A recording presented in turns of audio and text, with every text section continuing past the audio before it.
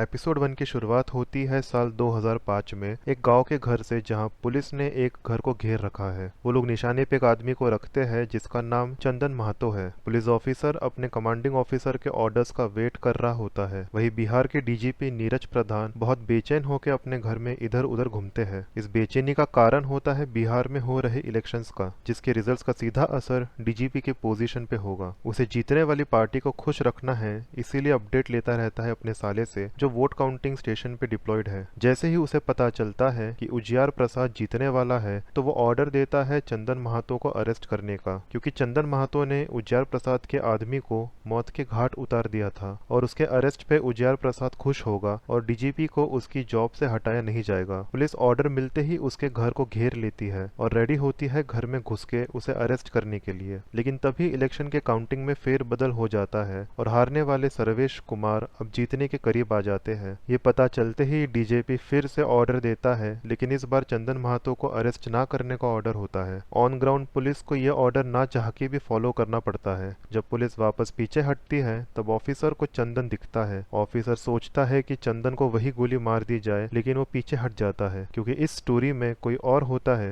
जिसकी गोली पे चंदन का नाम लिखा होता है। तभी एंट्री होती है एक आदमी की, जो किसी जख्मी इंसान को हॉस्पिटल ले जाता है। डॉक्टर्स बोलते हैं कि इसे किसने ऐसा मारा है और इस पे पुलिस कंप्लेंट रजिस्टर होनी चाहिए, जिसके बाद ही डॉक्टर्स कोई एक्शन लेंगे। तब वो आदमी बताता है कि उसी ने उस जख्मी आदमी को ऐसा मारा है और वो अपने आप को आईपीएस ऑफिसर अमित लोढ़ा बताता है। अब स्टोरी 6 साल पीछे जाती है फरवरी 2000 में, जहां अमित की नई नई शादी हुई होती है और एज एन आईपीएस उसका पहला ट्रांसफर होता है बिहार कैडर में। वो अपनी बीवी के साथ बिहार आता है और पुलिस क्वार्टर्स में पहुंचता है। पुलिस क्वार्टर की हालत बहुत खराब होती है और अमित को ये सब अच्छा नहीं लगता, लेकिन अपनी बीवी के समझाने पे वो मान जाता है। दूसरे दिन अमित अपने फर्स्ट डे पे स्टेशन जाता है। वहाँ उसे senior IPS officer Mukteshwar Choubey से मिलना होता है, जो अमित के कमांडिंग ऑफिसर होते हैं। अमित को बाहर एक आदमी दिखता है जो पुलिस के ऊपर जोक सुनाता है वहाँ के लोगों को। वो अमित को पहचान जाता है और ऑफिसर मुक्तेश्वर चौबे के कैबिन का रास्ता बताता है। अमित अंदर जाके वेट करता है तो वही आदमी कैबिन में आके ऑफिसर की चेयर पे बैठ जाता है। अमित को समझ आता है कि वो आदमी और कोई नहीं बल्कि senior IPS officer Mukteshwar Choubey है। मुक्तेश्वर चौबे उसे उसका पहला असाइनमेंट देते हैं, जहां उसे 42 किलोमीटर दूर एक गांव में जाके वहां के लोगों को कन्विंस करना है कि प्रोटेस्ट बंद करे और जो ट्रेन को उन्होंने रुकाया है उसे आगे जाने दे। अमित वहां जाता है और देखता है कि लोग पुलिस के अगेंस्ट नारेबाजी कर रहे हैं। अमित थोड़ा घबरा जाता है क्योंकि वो लोग अमित की बात सुनने के लिए राजी नहीं होते। अमित उन्हें कंडीशन देता है कि वो लोग उसे अपने साथ वहां रख ले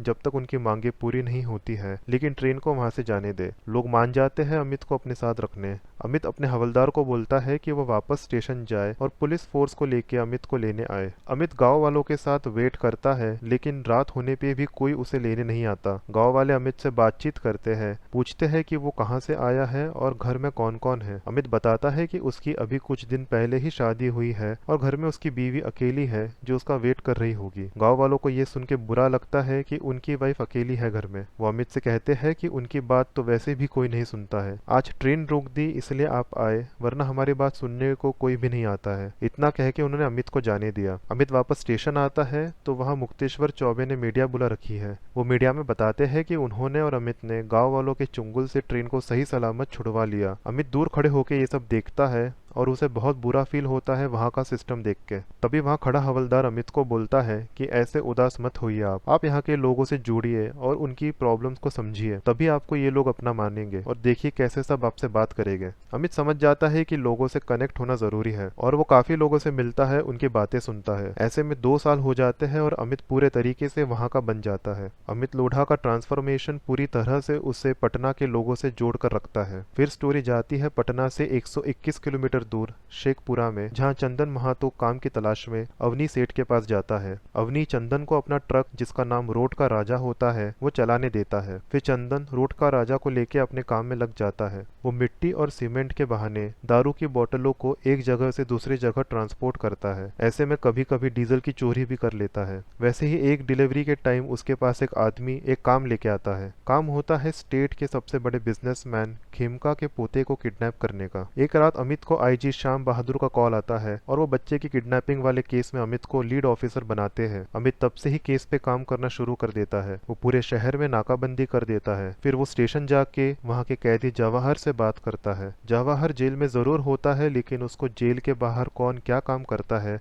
सब पता होता है। जवाहर पहले मना कर देता है अमित की मदद करने के लिए, लेकिन अमित फिर उसे धमकी देता है कि उसके साथ फेक एनकाउंटर जैसा केस बना के उसे मार दिया जाएगा। वो अमित से अपनी डायरी मंगवाने बोलता है और उसकी हेल्प से वो अमित को बताता है कि रोड का राजा नाम के ट्रक में बच्चे को किडनैप किया गया था। वहाँ चंदन उस बच्चे को लेके एक सिक्योर एरिया में बैठा होता है। वह इतनी सारी बंदूक देख के वो चौंक जाता है। तभी वहाँ पे अमित अपनी टीम के साथ आ जाता है और उन्हें ऑर्डर देता है कि शूट एट साइट करो, बच्चे को छोड़ के कोई भी जिंदा नहीं बचना चाहिए। वो वहां जाते हैं और गुंडों के साथ पुलिस की मारपीट शुरू हो जाती है। पुलिस चंदन को भी मारती है, लेकिन वो बच के भागने की कोशिश करता है। तभी एक हवलदार उसके साथ भाग रहे आदमी को गोली मारता है। फिर हवलदार अपनी बंदूक चंदन के तरफ पॉइंट करता है, लेकिन उसकी बंदूक जाम हो जाती है। इसका फायदा उठा के चंदन जमीन पे गिरे हुए आदमी की बंदूक उठा लेता है और पुलिस वाले के तरफ पॉइंट करता है। इस टाइम पे चंदन को पुलिस का डर देख के एक अलग पावर फील होती है, लेकिन फिर भी वो गोली नहीं मारता है, पर वहां से भाग जाता है। अमित बच्चे को सुरक्षित लेकर बाहर निकलता है और स्टेशन जाता है, जहाँ मीडिया वाले उसका वेट कर रहे होते हैं। अमित यहाँ मीडिया को इंटरव्यू देता है तो उधर चंदन भाग के एक जगह पे जाके आराम करता है और टीवी पे अमित की न्यूज देखता है। अब स्टोरी में एंट्री होती है अभ्युदय की, जो एक बंदे के साथ गोली का खेल खेल रहा होता है। अभ्युदय टीवी पे अमित का इंटरव्यू देख रहा होता है, जिसमें अमित सभी क्रिमिनल्स को वार्निंग देता है कि बिहार में रहना है तो सब गलत काम बंद करो। अभ्युदय की नजर अमित पे अटक जाती है, क्योंकि वो समझ जाता है कि अब उसका सामना अमित से जल्द ही होगा।